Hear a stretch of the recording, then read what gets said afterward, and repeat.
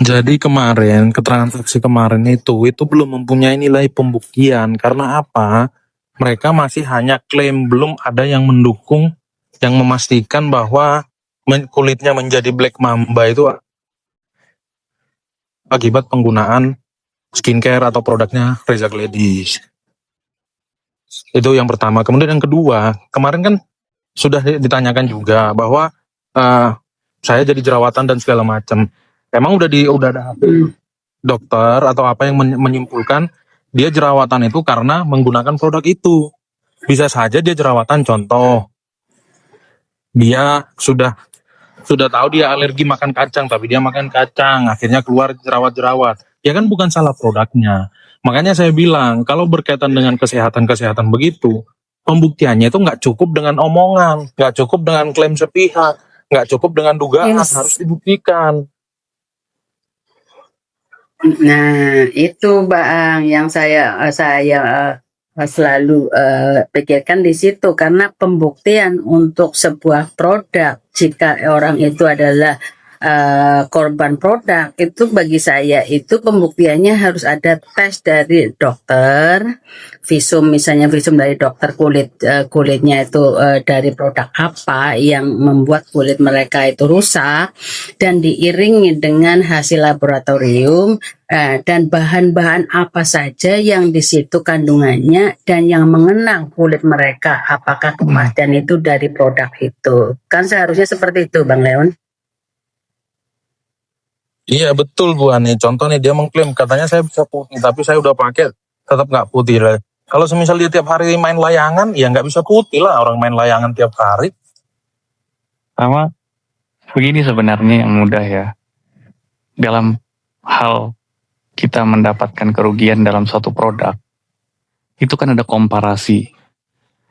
Bagaimana ketika, ini kalau dalam soal pembuktian ya, kita bicara di luar persidangan perkara ini ya. Ketika ada seseorang mengklaim bahwa dirinya rusak wajahnya karena produk A misalkan, lalu pihak yang menjual atau produsen yang menjual barang A tersebut bisa menghadirkan 100 orang yang kulitnya baik-baik saja, itu secara kuantitatif kan dipertanyakan tuh. Itu kan bagian dari pembuktian juga. Kecuali misalkan dari 1000 barang yang dijual, di atas 50% itu mengakibatkan kerusakan kulit pada konsumen. Nah, artinya secara kuantitatif itu produk itu memang ada masalah gitu loh. Tapi kalau hanya dari 1000 produk yang terjual, kemudian hanya 4 yang mengeluhkan, atau 3 lah ya, 3 yang mengeluhkan kulitnya rusak, maka pembuktiannya akan panjang. Yang pertama, apakah produk itu asli dari produk Lavizia? Yang kemudian apakah dia beli dari outlet resminya? Kemudian bagaimana cara dia menggunakan? Bagaimana cara dia menyimpan? Bagaimana rekam medis sebelumnya dari si pengguna? Ya kan? Nah terakhir, komparasi tadi terhadap produk yang sama dan digunakan oleh orang lain. Gitu loh. Jadi pembuktiannya terlalu panjang.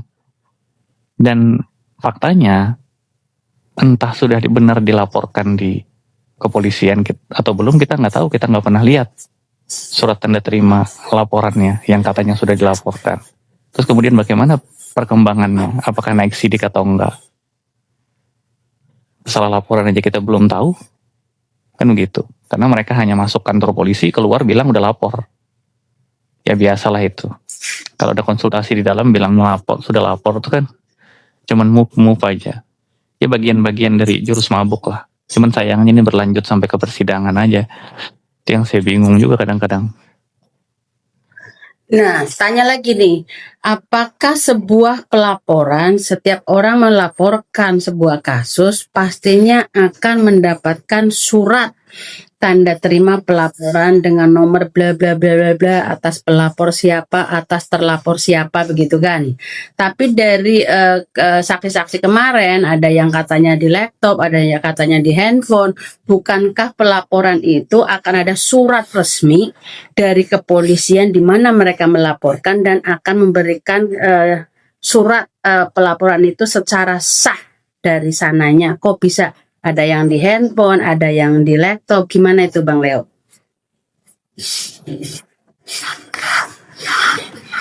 Kalau mereka udah tahu mau dihadirkan sebagai saksi untuk menjelaskan soal itu, seharusnya surat tanda bukti, surat tanda terima laporannya itu ya dibawa dong. Ini kan kemarin dia pelapor, tapi pas ditanya dilaporin di mana nggak tahu. Itu aja sebenarnya udah menimbulkan pertanyaan sebenarnya. Lapor menikah Nah, itu kita Bang Leo untuk pencerahan yang di bawah, makanya saya tanyakan itu Bang Leo. Tentunya kita tahu, cuma untuk yang di bawah-bawah ini Bang. Oh, ini Jelaskan Bang Sultan, jelaskan. wah, saya mah justru tadinya mau nanya Bang Leon lagi nih. Oke, saya tambahkan ya Bu Erni.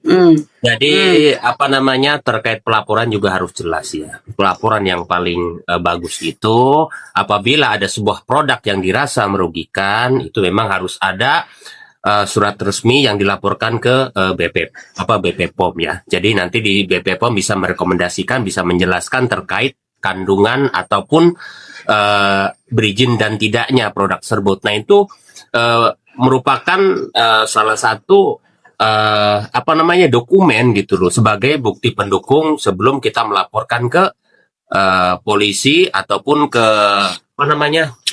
lembaga konsumen. Jadi seperti itu, karena tidak serta-merta gitu kita hanya muka kita karena memang nggak cocok terus laporan polisi dan yang pasti tidak akan diterima gitu.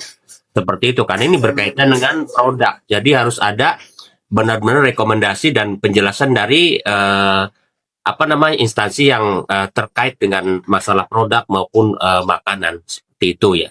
Nah, selanjutnya saya biar berkembang gitu komunikasi ini, saya tanya ke Bang Leon lagi. Bang, berkaitan dengan saksi-saksi yang dihadirkan kemarin gitu. Karena paling tidak atas kesaksian itu Reza Glade sebagai pemilik klinik Glavitsa ya, itu paling tidak merasa dirugikan, Bang.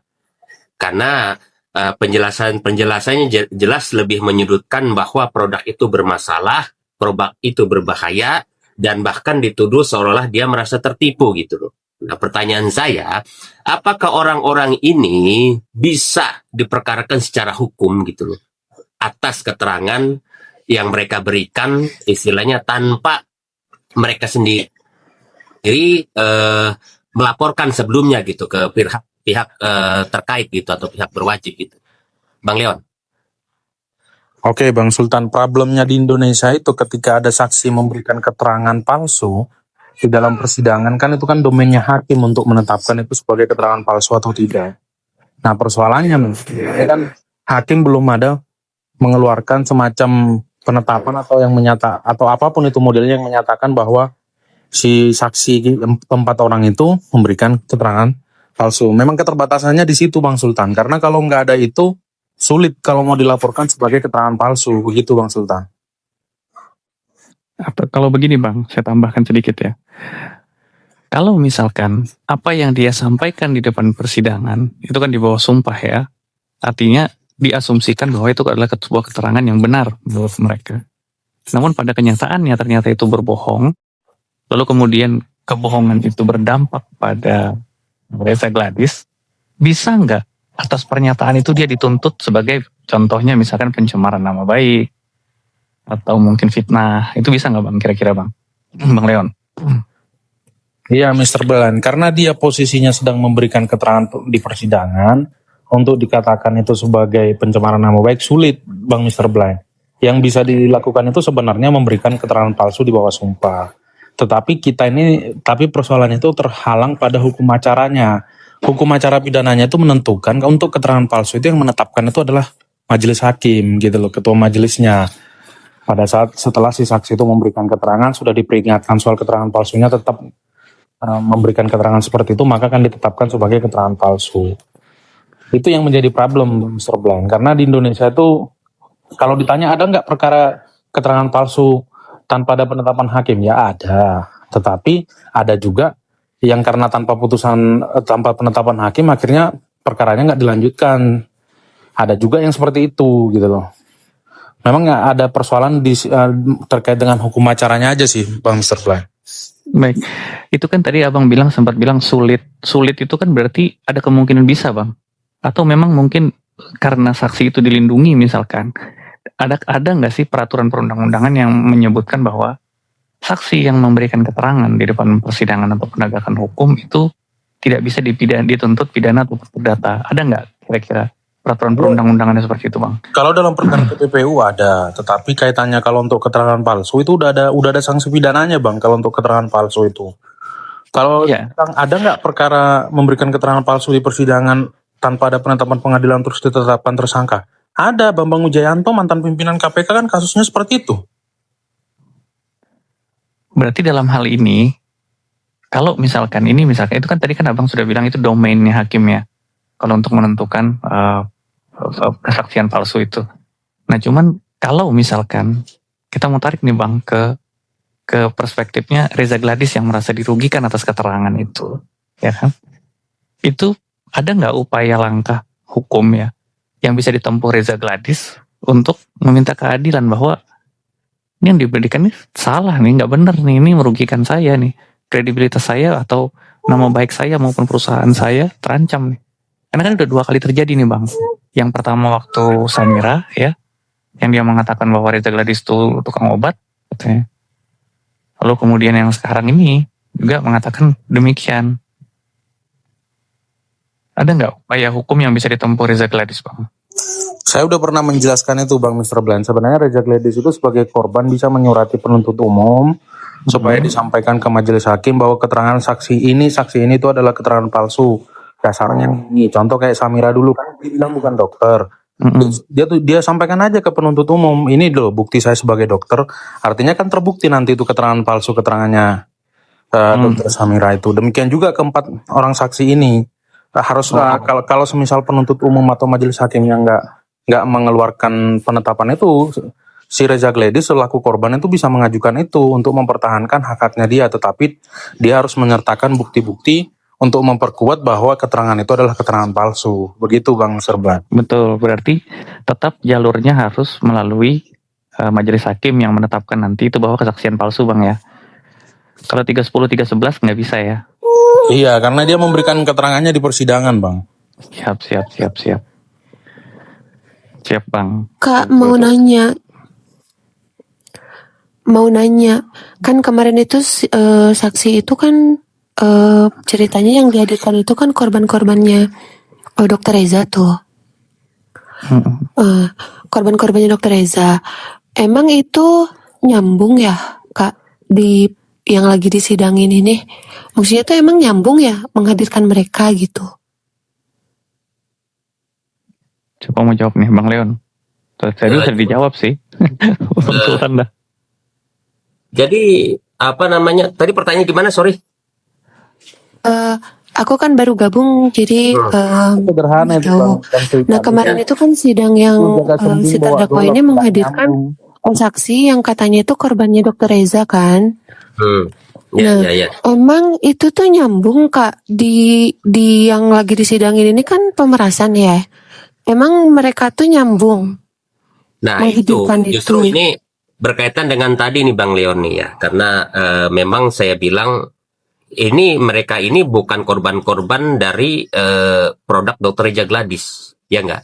Karena secara uji klinis mereka tidak memiliki terkait laporan BPOM dan segala macamnya. Mereka hanya mengikuti kalau produk ini begini-begini, jadi mereka itu terprovokasi dengan media itu loh. Saya pastikan itu bukan korban-korban produk Reza Gladys, walaupun mereka membeli produk itu. Karena bagaimanapun kalau korban itu jelas harus dibuktikan, ya. Misalnya mukanya berantakan segala macam ya, seperti itu gitu loh. Nah ini juga Bang Leon yang tadi saya tanyakan ya, memang sih ketentuannya harus sudah di majelis hakim ya, tapi dalam opsi lain mereka ini kan bukan memberikan keterangan